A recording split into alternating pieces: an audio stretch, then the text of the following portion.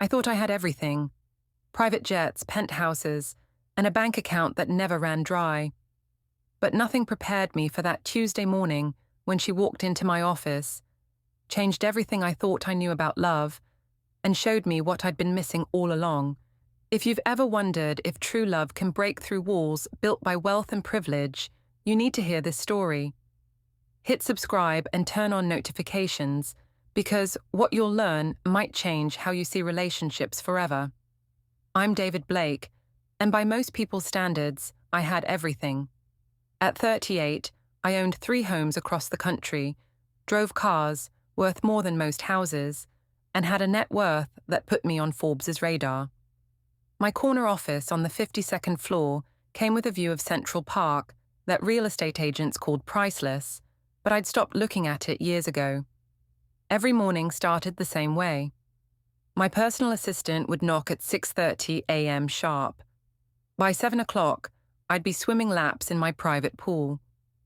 Breakfast was always prepared by my chef, usually something I barely touched while reading market reports.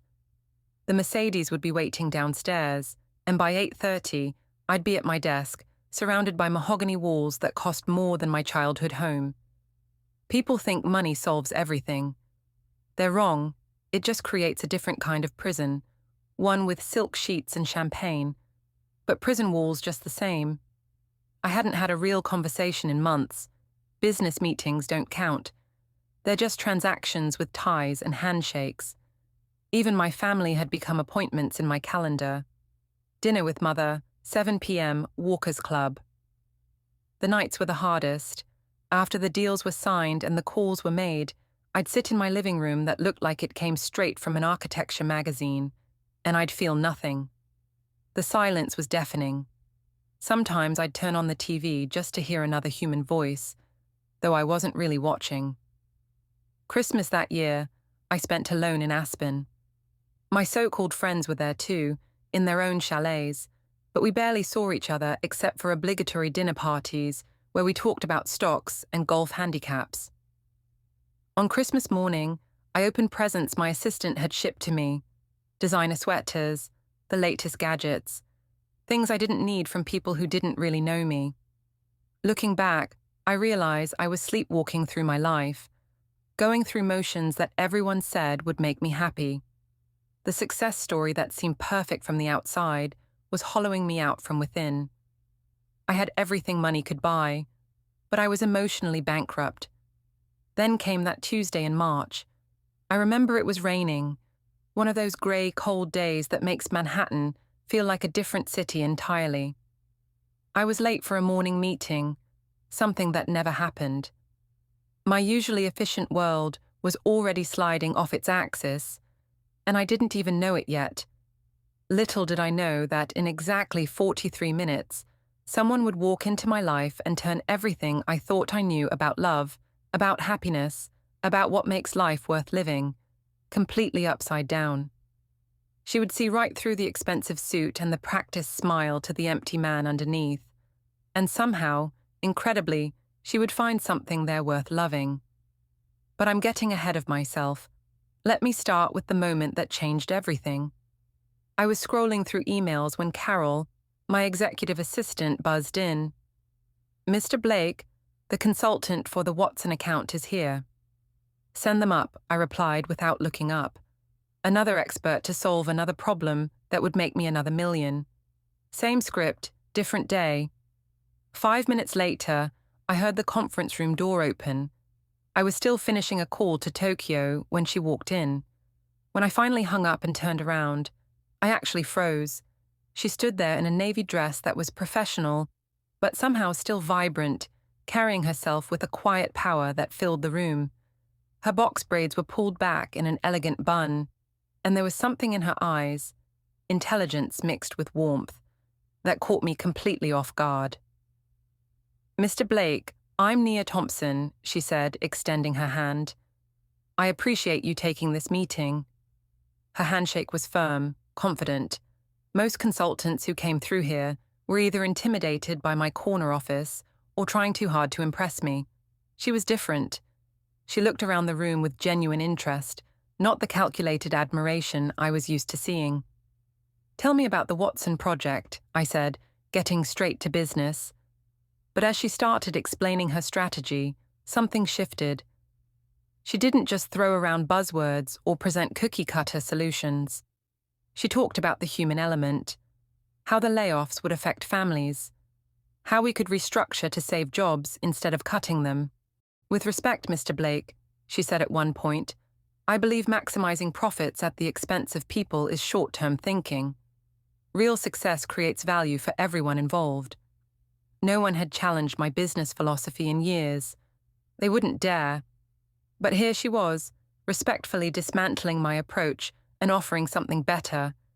And the crazy thing was, she was right. By the end of our hour, I realized I hadn't once thought about my next meeting or checked my phone. For the first time in years, I was fully present, engaged in a conversation that actually mattered. "Same time tomorrow?" I found myself asking. She smiled then, not the forced professional smiles I was used to, but something real that seemed to light up her whole face. That smile stayed with me all day, and for the first time in longer than I could remember, I found myself looking forward to tomorrow. Over the next 6 weeks, my Tuesday meetings with Nia became the highlight of my week. Professional at first, but slowly, something deeper started to emerge. "You haven't really eaten in any of our meetings," she observed one day, pushing aside my untouched salad. "Do you actually enjoy food, or is it just fuel to you?" I laughed, but she was right. When was the last time I'd savored a meal? The next week she brought lunch, her grandmother's jerk chicken recipe in simple containers. Against every rule I'd created for myself about maintaining boundaries, I sat there eating real food and actually tasting it. "My grandma always said you can tell a lot about people by how they eat," Nia told me, watching me clean my plate. "I think she'd like you." Those words hit something in me. When had anyone last wanted their family to meet me? Not David Blake, the billionaire, but just me. One afternoon, after presenting her final Watson proposal, she asked, "Can I show you something?" She pulled out her phone. "I have a non-profit. We teach financial literacy in underserved communities." As she showed me photos of kids in classrooms, her face transformed. This was her real passion. "I think I could help," I heard myself saying. "Not just with money, I could teach some classes." She studied me carefully. "Why would you do that?" "Because," I said honestly, "I think you're showing me a different way to use wealth, and I want to learn." That night was different.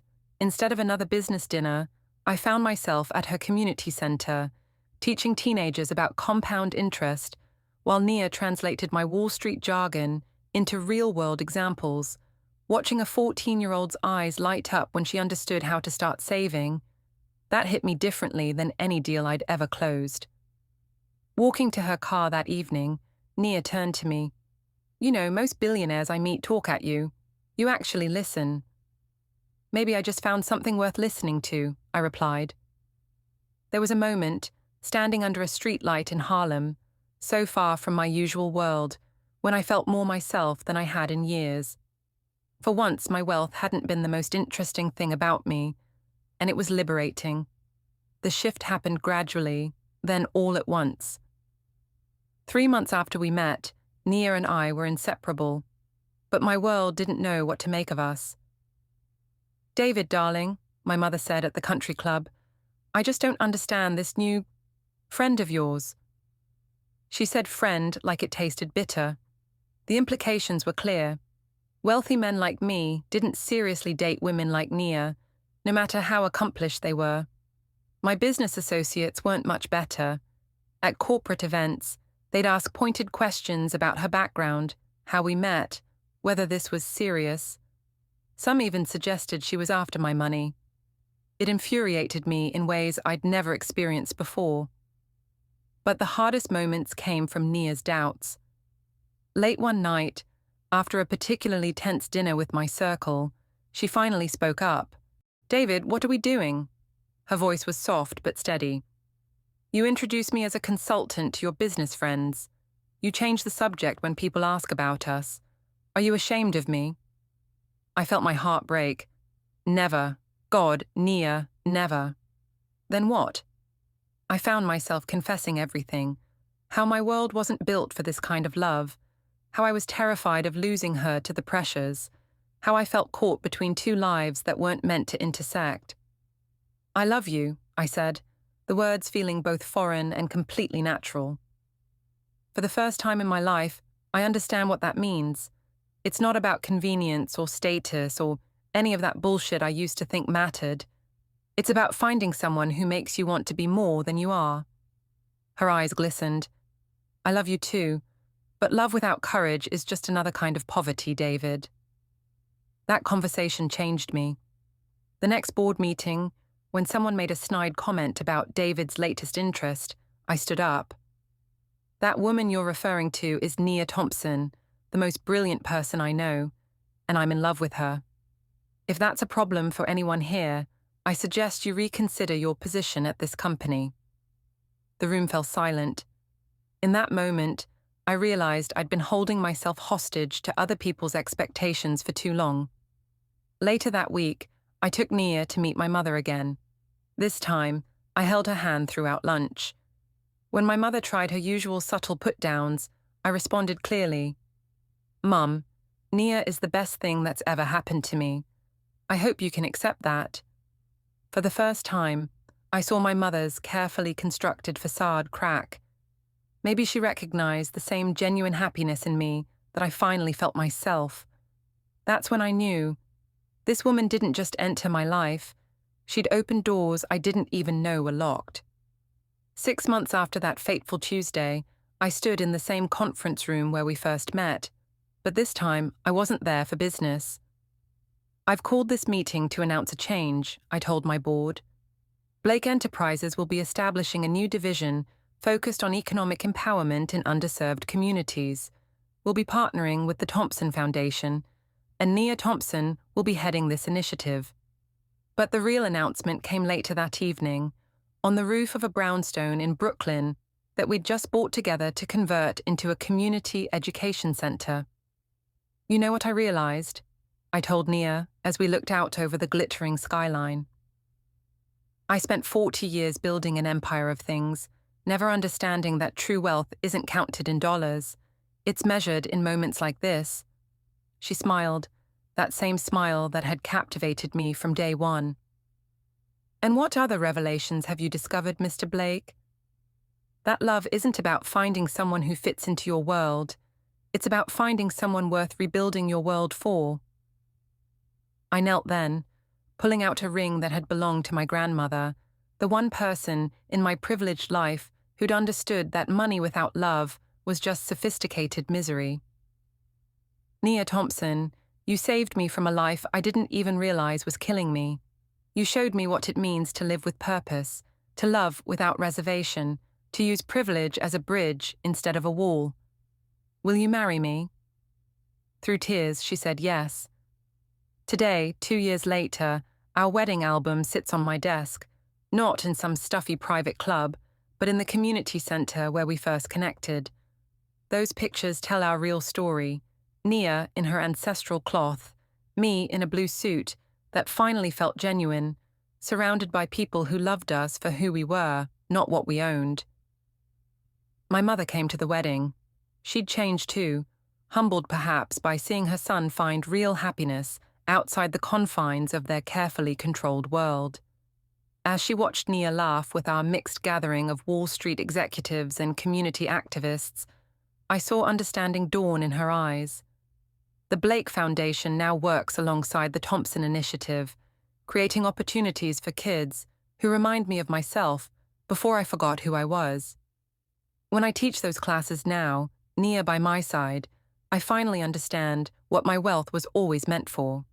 People ask me all the time what changed. How did a billionaire find such happiness with a woman from a world so different from his own? The answer is simple. She didn't change me. She uncovered who I really was beneath all the pretense and fear. If this story touched your heart, share it with someone who needs to hear this message. Comment below what true wealth means to you. And don't forget to like and subscribe for more incredible stories about love conquering all. True love doesn't care about your bank account, your zip code, or the color of your passport.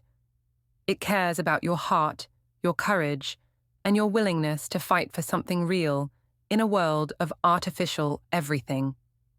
To anyone watching who feels trapped in a life that looks perfect on the outside but feels empty within, I promise you, there's someone out there who will see the real you. Someone who will make you grateful for every mistake that led you to them. And that person will show you a love you never knew existed, not because you never experienced it before, but because you never knew you deserved it. That's the greatest wealth of all.